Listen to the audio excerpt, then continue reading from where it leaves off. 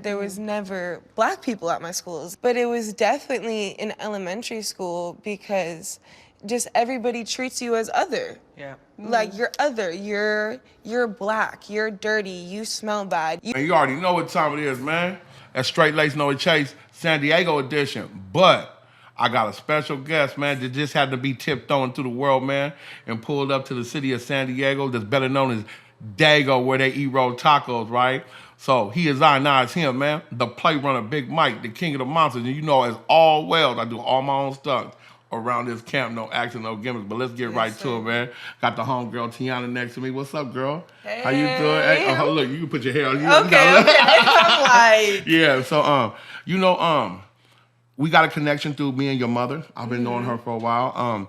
What we're not gonna talk about on here is your current going on case. You know, one thing about Straight Lace No Chase, you know, I'm not no vlogger. I'm gossiping on open cases. You know, I got thugs coming through all the time, Yeah. right? But my first round of questions is to let them know more about yourself. Being biracial, being raised by a white mother, but also being raised as a black woman, and your journey from Portland to San Luis Obispo, because I don't think they know. People don't know. Yeah, they yeah. don't know, so So I gotta tell let them. them know. Let 'em know. Okay, so, I mean, my life, I would describe my life as like odd, kind of like the circumstances I went through. Like it was like hard and definitely like dealing with like poverty, but it was a little bit weird, but it could be like fun in that way. But so originally I'm from Portland, Oregon. I was born there. I lived there until I was 16, and then I moved down to SLO, and that's when I finished high school. But it's different up there. Like it was a really big culture shock because you really see like people like expressing themselves and like not adhering to like a mainstream type of society as they do in SLO. Okay. And I mean, like at that time, like I was rebellious. I was like a teenager. all I was kids like, are, you know, yeah. like trying to dye my hair, have little piercings, all of that. Like 14. But I mean, growing up, I don't know, I was like moving around a lot, but it was usually me and my mom who was hella tight. Like we are really like so close. Like people, they don't even understand until they see us together. But that's kind of like my best friend also. But we was always moving around, just like going to a different school. It was hard growing up being black there because I had my family, and there's black people in Portland. And especially if you go back like 2015, even like 10 years ago, people are getting like pushed out now. But The gentrification, huh? yeah, the gentrification's been bad in Portland. It's just like the city's really changed. It's really been replaced by like white liberals with like Black Lives Matter signs. It's like, damn, man, why did you buy up all the houses in the hood? Yeah. But I mean, I would always go, like, I moved schools a lot, but I would always go, like, my schools were primarily, like, white and, like, Latino. And so, like, I was always underrepresented there because it was, like, I was a black girl, but it was, like, ain't no black people. My white mom is sending me to school here, and it's just, like, it was hard, like, trying to understand myself, honestly, at times, and, like, being, like, torn, like, okay, like, do I need to try to adhere to these standards? Because you're a kid, you're trying to learn, like, what's right, what's wrong. You're coming into your own personality. Exactly, and my personality's always been strong, like, I'll say that, but just figuring out, like, also what I wanted, like, I don't know. It was. I think it's easy to say, not to correct you. You don't know, but I think you answered the question with saying that you were always strong, and it goes back to what they say: strong black women. You know what I'm saying? So I can really sit here and praise your mother because it's also hard to be a white woman raising a black daughter, but she did. We're not born to be parents. We learn how to be parents. So I like how you answer that question. So when you first got to San Luis, right? Like you said, culture shock, right? But how bad of a culture shock was from Portland? Because Portland is still riding right now. You know what I'm saying? And like people don't, I know about PO.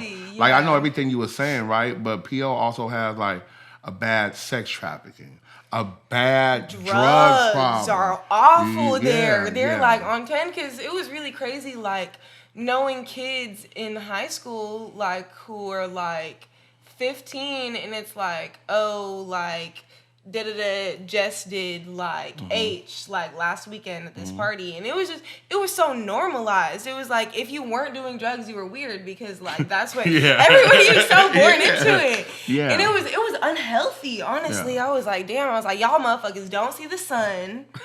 You taking whatever the hell, and a lot of stuff up there is laced too, because it's like a port city, and so you get all these like from wherever knows. Like you being young, you're almost about to be 21. So you guys had at that time you were saying you're in high school. I gotta go back. That was damn near like when the kids was on the oxys.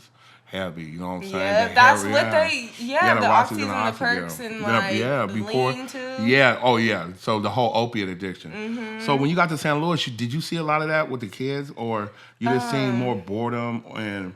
Honestly, when I got to SLO, it was like this little like fake utopia. I was like, I fucked with her. I fucked with her heavy for that. I just gotta be honest, like. I mean, when I first got there, I was lonely because, like, I don't know, I wasn't trying to hang out with the white kids, and that's all there is there, really. Like, you have your POC pockets, but they're not everywhere. Like, you really have to, like, and we all know each other, too. And so, when I first got there, like, my first friend was Leanna, and me and her have been riding ever since, like, 2 days after I moved. And it was even weirder than PO, and they call PO weird. Yes. Portland's motto is keep Portland weird. Yeah. It's like. But when you got to St. Louis, you like, oh no, this shit weird. I was like, do you guys have personalities? Like, not to be a hater, but I was like, I don't understand how you can go from such a city of like self-influence to it's like, oh, we're all like an affluent community. Like we like, yeah, it's great to be like healthy and organic, but it's like they've never even been exposed to like black people, like real black people. Real, not saying that the kids that travel to Cal Poly, or not even saying that the traditional local black families aren't real black people, but I think the more term are urban blacks. Like blacks that come from the struggle. From the city, yeah. Yes, the struggle. Like the term is the urban area. Really, it's the struggle because like they don't know that. Like, once you come outside that fake utopia, that's my new shit right now. I fuck with it always, right? There's a whole thing that, like, if you go into the Baldwin Hills that they used to call the Black Beverly Hills, these are still real black people that are in South Central, because that is a part of South Central, the West Side. But if you were to misplace one of them families that come from South Central to San Luis Obispo, I understand exactly what you're saying. You know what I'm saying? Yeah.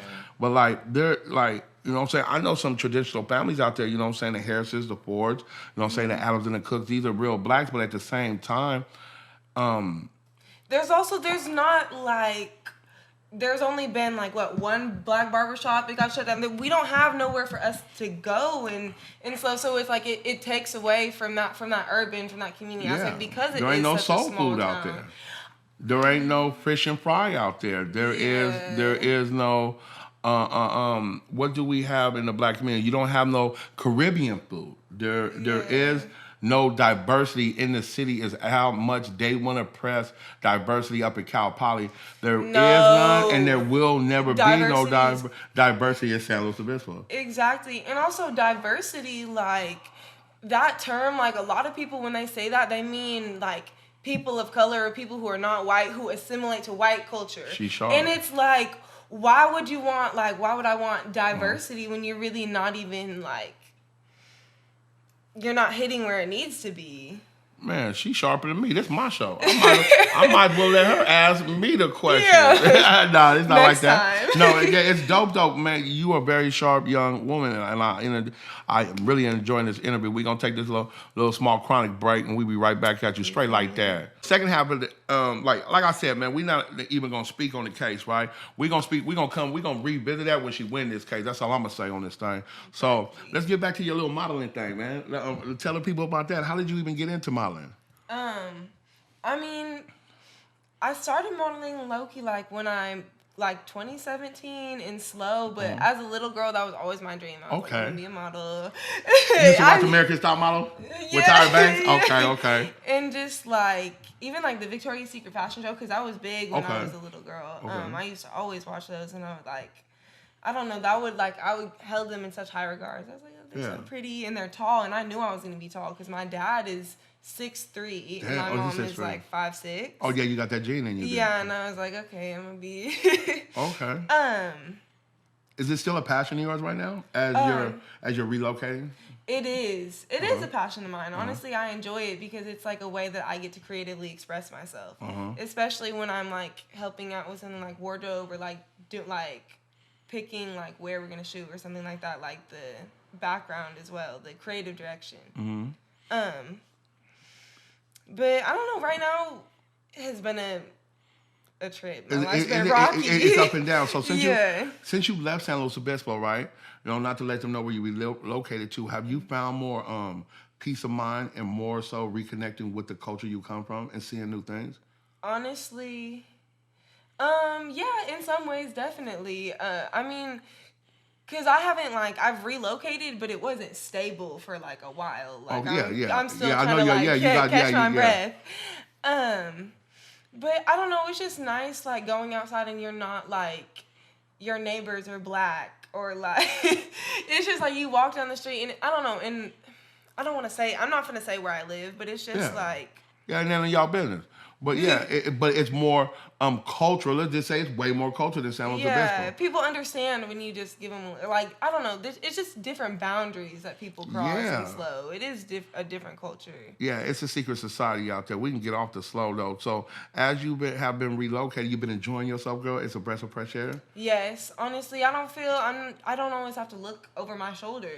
Yeah. Yeah, I'm just like okay, I can breathe. I can meet people. I can like build myself here, like it's beautiful. So. Yeah. So what's the next steps in your future? I know it's hard to ask you, and you just about to turn 21, and I don't want to put that pressure on you. You know, I'm not Uncle Dad though. But where you see yourself in the next year or the next 2 years? I ain't gonna ask that 5-year plan because I don't know what the fuck I'm doing. Appreciate that. But I know you got at least the next year. You know what I'm saying? I'm gonna start like esthetician school, so like beauty school on Monday. That's dope. And then because I like that and I like skincare and I've been like waxing my own eyebrows and like other people's since I was like 14. Oh, so you had the curve already. Okay, I kind of I was like, okay, I can fuck with this. Okay, and that's a whole little thing right now. You know what I'm saying? The lashes. Lashes too. Yeah, exactly. Okay, yeah. That's what the females going up with the lashes and getting some bread out the streets with it. You know, it's a lot of new things. But people will pay to look good. Yeah, like as you should. Yeah, I ain't mad at them. You see, I threw my head on because I ain't got no haircut. You know what I'm saying? But yeah, you know, if you look good, you feel good. So as you've been traveling though. Man, I'm not even stuck at loss of word. I'm just happy that you giving a dope interview and wish the best for you. And man, what's the next step though? Man, you about to be 21. Man, you about the state about to open up. Man, you about to go up and enjoy yourself. I am. I mean, I'm 21 this summer, June 30th. Shout out. Hey, shout cancers. Out. Not the cancers. Shout out my brother. I don't know, cause really like, I've always been like, okay, like, a free spirit. Yeah. But like I'll be laid back, like I'll plan something but I'll keep it low key and then just see like where I end up taking myself. Like that's dope. Don't put too much pressure on yourself and don't dare let me put no pressure on you. I'm trying to figure out what I'm about to do in the next 5 minutes. Shit. You know? No, but yeah, that's dope, man. And you know, we got 5 minutes to chop it up, man. You got any questions? You got anything you want to promote or say to it? You know what I'm saying? This is really your soapbox. You know what I'm saying? Yeah. This is a surprise, and there will probably be a lot more questions, but we don't even want to touch on that. Yeah. I just enjoy seeing you smiling, and also it's nice. It's like healthy. And being an inspiration for these young girls. Like you going through some things, and you also a bounce back queen. So that's another reason why. Gotta be like it's mandatory. It's like because life will throw everything at you. Like it's when you're going through your worst moments, and it's like it's not a game. Like you have to keep going. Like you can't just. I don't know, because sometimes it's so easy to just, like, ignore everything, and it's like, oh, whatever, that don't matter, or not be involved emotionally, mentally, however someone may be, but, I don't know, there's nothing like being on your shit, like, it's like a different high that you get, it's just, like, hell yeah. Yeah, that's motivation for these women that might tap into the thing, though. There's nothing like being on your shit, being independent, and like you say, being a strong black woman to Exactly. being a That shit is strong woman. hard. Period. It's hard, you Being know. a strong black woman. Behind every strong man, a real man is a real woman. I've always sat on that. You know what I'm saying? Behind what I've seen my mother and father go through. So that's dope to have you on this platform. So, man, matter of fact, let them know where they can find you because you do have, you know what I'm saying, Yeah. a .org going up, and then they can read about what we have flirted with on here and read about your story. Yeah. And so I can push that on the brand. Okay. So let them know For about, sure. where they can find your So- .org, the free, you know what I'm saying, Or the free the TIANNA. .com, but the yeah. .com. So, I mean, it's freetianna.com. Working on updating it right now, and we're kind of working on like becoming a blog almost, so people can stay updated with like what's going on. Because honestly, the case, like if people really like knew like the details and what was going on, because there's some like the DA withholding the discovery for almost 5 months now, like not giving us the whole. The DA alongside the Attorney General is some crooked, but working on like getting writers for that. But freetianna.com, and then the Free Tianna Coalition on Instagram is just at Free Tianna Coalition. There's always updates. Y'all can know when I'm in court because it's everybody's business. Yeah. Hit him with your IG if it's open. Yeah. She don't want none of y'all weirdos, bro. I know some of y'all that follow me some weirdos. This little sis though, bro. Come on, please don't do me like that. I don't even have to hunt you niggas down. But hit him with your IG. I block people with no hesitation. But if you come sideways, if you don't come correct, but Yeah, at she a grown woman Tianna also. Isis. No, don't come at all. Leave little sis alone, though. You heard her. Go ahead. But at Tianna Isis, TIANNA.ISIS, ISIS. Yeah. Yeah, I just be Moving and grooving, man. living my life. Yeah, living your life. We will come back. You always got a spot over here, man. Just to let y'all know, Miles wants a shout out, man. Me and Michelle go hella back, man. We fished her in the mix like a blender. I've been wanting to speak on this. I might really go have an intro to her video so I can speak my point and don't affect her trial. This is the homegirl TIANNA, bro. I would really want my followers, if you do or don't know, she do need support and help with what she's going through. So as my platform being fueled by a lot of black and brown, and not to leave my white followers out either, why don't you go read up her story, man, and see the injustice that was there, and we'll just leave it at that. History in real time. You know what I'm saying? San Luis Obispo is not it. You know what I'm saying? It's a cesspool of nothingness. I have deep ties to San Luis Obispo, and my opinions don't reflect her. But I'm gonna tell you right now, it's deeper than rap, this story. And I would advise all my viewers, man, on my platform, go check it out, man, and get a homegirl some support because it's some trumped up charges, right? So as we leave it, thank you, homegirl, for sitting down with me. I'm gonna bring you back. Yeah, You know what I'm saying? Fish you in the mix. me. And you already know it is, man. That's TIANNA, man. I'm Big Mike. You already know what it is, man. Some more of it. Straight lace, no chase, raw and uncut gang. And who is I? He is I, and I is him, the motherfucking play runner, Big Mike. And you know, the new moniker, Mr. Debonair, since I'm getting up in age, yo. But we gonna talk about it some more of it. I'm gonna holler at y'all.